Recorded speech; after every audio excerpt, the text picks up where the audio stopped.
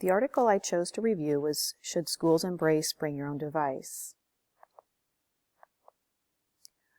I chose this because my children have gone to a school where they have had to bring their own device, and I was just interested to see this review and find out how it worked in other schools as well. It was very successful in their school, but why is there a need for bring your own device? Because it's a very expensive undertaking, and budget cuts make it difficult to purchase electronics for every child.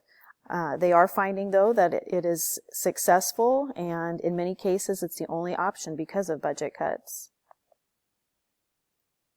So how are schools making it possible for each student to have access to electronic devices? Basically, the BYOD, Bring Your Own Device program. Of course, this means children or students will be responsible for their own devices, but also it means families would be responsible for purchasing the device, and the school would have to come up with a plan for students who cannot afford to buy one.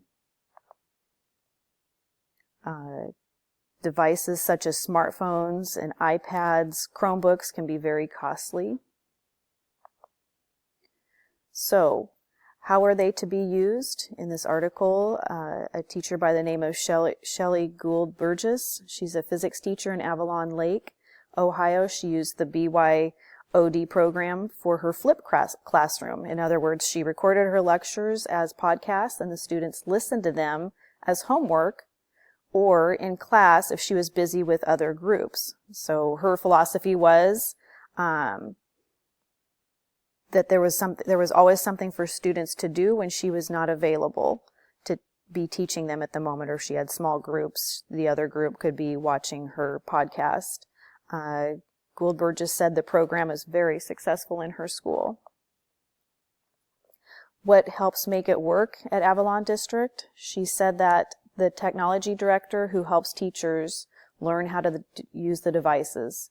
In doing a program like this, no training would be very ineffective. So she feels that their school is successful because they have been trained how to use the Bring Your Own Device program. So in order for the BYOD to be successful, the following issues need to be addressed. So there needs to be proper planning and professional development. You need to address potential downfalls. There needs to be an understanding that there will be a digital divide and how to catch students and teachers who are not as advanced in technology up with everybody else.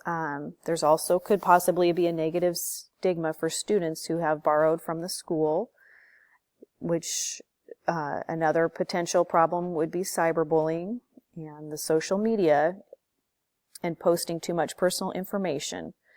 In other words, students need to be taught how to responsibly use their device as well. So a responsible use policy would definitely be a priority to do a program like this in teaching students and teachers how to responsibly use the devices.